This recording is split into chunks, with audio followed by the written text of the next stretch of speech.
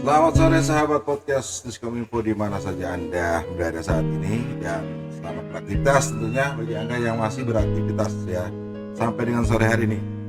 Kembali lagi, ini masih pembayaran masih manual atau sudah menggunakan aplikasi atau gimana? Sebetulnya aplikasi untuk membayar itu sudah ada, yaitu My Bayar Hilu Ketiku. My Bayar Hilu Ketiku. Ya, Bayarku. Bayar Hilu Ketiku sudah ada. Tapi beberapa bulan terakhir ini aplikasi itu terganggu. Kemudian itu yang pertama. Yang kedua, tidak semua daerah memiliki jaringan internet yang cukup untuk dia bisa membayar dengan baik.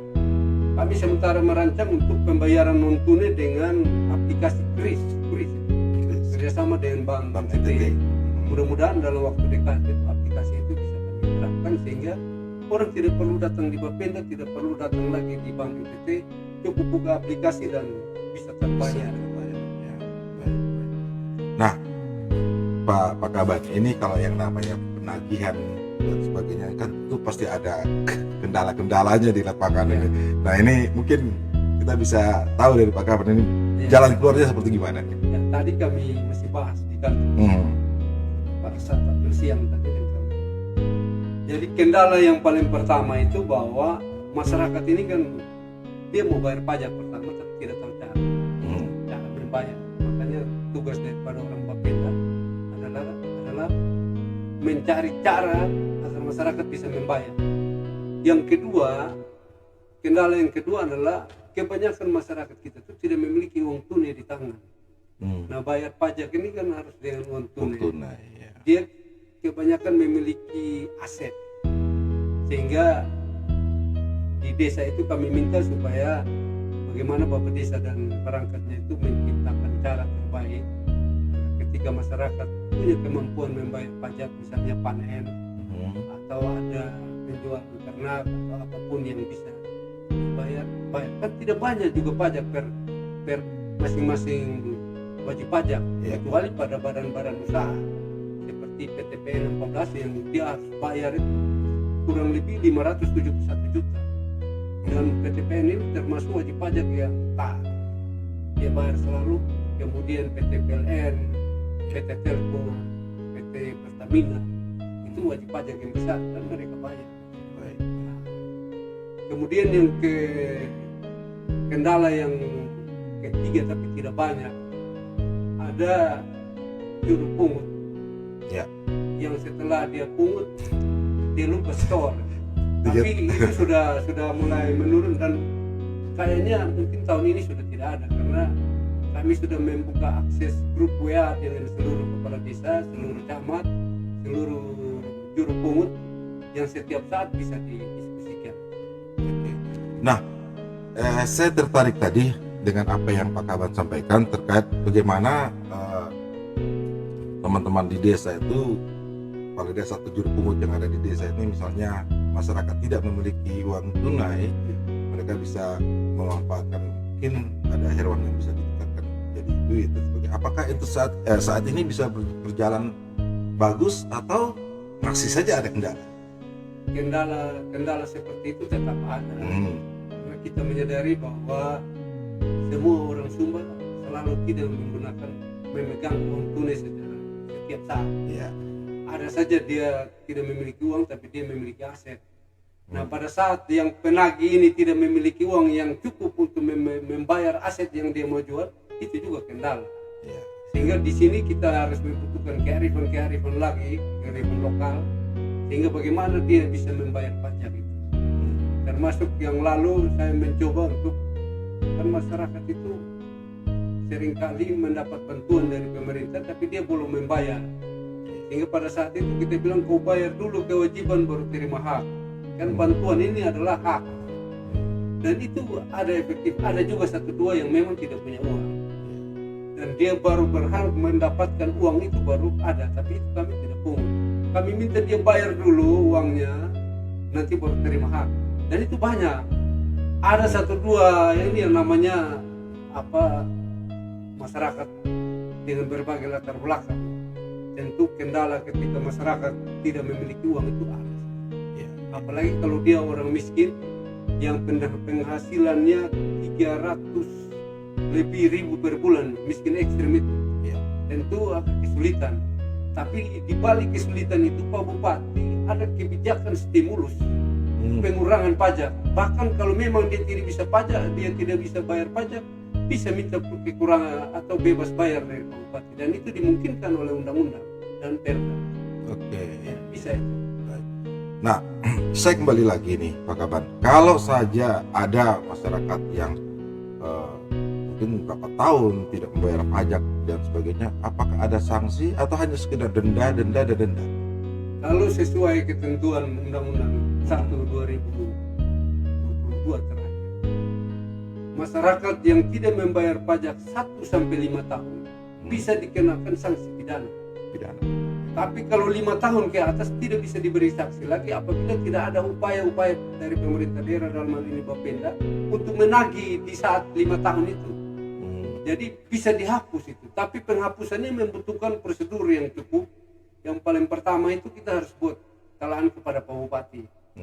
Apabila yang bersangkutan itu misalnya orang yang tidak mampu, ya, Pak Bupati bisa mengambil kebijakan, dan bisa juga kalau di atas 5 miliar harus minta izin DPRD. Tapi selama ini kan dia hanya ada di ratusan ribu, sehingga ada kemungkinan jadi tidak ada masalah pemerintahan yang bisa selesai kalau ada komunikasi. Inti poinnya komunikasi tadi. Komunikasi didiskusikan, kemudian timnya turun untuk verifikasi. Kalau memang benar-benar dia tidak untuk hidup saja dia tidak bisa, ya bisa diusulkan oleh pemerintah desa untuk dibebaskan dari kewajiban membayar pajak. Baik. Jadi ini sudah welcome sekali pemerintah harusnya kepada masyarakat. Ya, memang aturannya sudah itu, dan setahu saya Pak Bupati sangat welcome dan legowo kalau ada itu. Bahkan bukan cuma itu, di bea perolehan hak atas tanah dan bangunan, kalau dia orang miskin, dia masuk di DTKP, ya, data kesejahteraan DKT, apa yang di sosial, di data terpadu kesejahteraan sosial.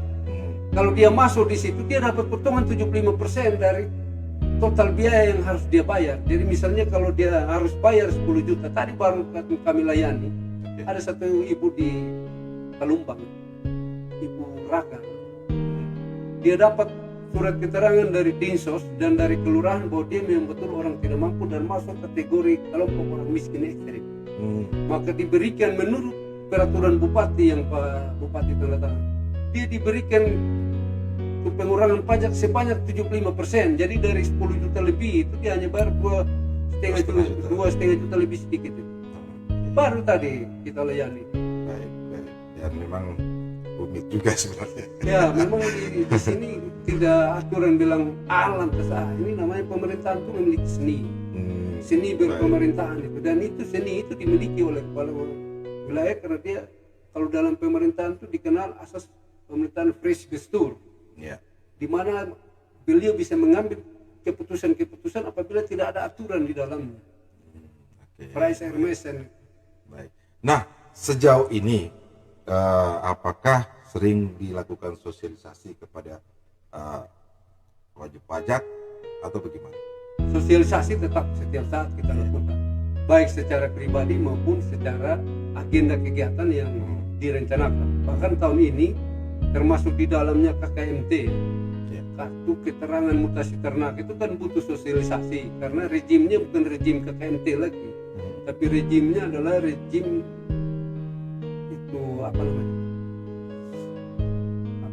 yang bayar vaksin. Ketika dia vaksin baru dikasih KKMT vaksin kedua. Jadi itu kami sementara merancang untuk sosialisasi di 22 kecamatan. Mudah-mudahan tidak ada halangan, bulan depan itu kami mulai sosialisasinya secara terjadwal dan teragenda. Nah untuk sumber daya manusianya sendiri nih Pak Kaban, apakah sudah sesuai apa yang dalam hal mungkin kegiatan penagihan dan sebagainya sudah sesuai dengan harapan Pak Kaban atau bagaimana? Kalau secara internal Bapenda sudah. Tapi Bapenda bekerja ini kan dalam rangka mengekstensifikasi dan mengintensifikasi pajak dan retribusi, bekerja sama dengan instansi lain. Seringkali format berpikir itu sudah tidak sama. Nah setiap orang yang format berpikir tidak sama, pasti format bertindak juga tidak sama, format berkata juga tidak sama. Ini yang kendala. Mungkin dia memiliki kualitas, Tapi format berpikir dan format bertindak kalau tidak sama, maka kita akan berbeda di dalam penyelesaian persoalan. Karena itu maka setiap tahun tuh kami ada rapat evaluasi dengan semua tim, baik eksternal maupun internal, untuk mengevaluasi tentang pola dan cara melakukan pungutan pajak sekaligus evaluasi tingkat penerimaan realisasi. Jadi kendala SDM itu adalah format berpikir dan format bertindak yang selalu tidak sama.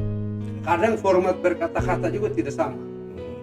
Format berkata itu tidak sama, termasuk akhir-akhir ini. Orang mengatakan bahwa pemerintah seenaknya menaikkan pajak. Padahal tidak. Pajak terutama PBB P2 itu, Pak Wayan, itu sebetulnya sudah temuan dari BPK RI. Sudah ada ketentuan dalam Undang-Undang 28 tahun 2009 pasal 75 yang mana setiap 3 tahun harus dinaikkan itu NJOP atau menaikkan PBB P2. Tidak dilaksanakan itu dari tahun 2009 ketika undang-undang ini keluar 2028 tahun 2009 tentang pajak daerah dan retribusi daerah. Mestinya 2012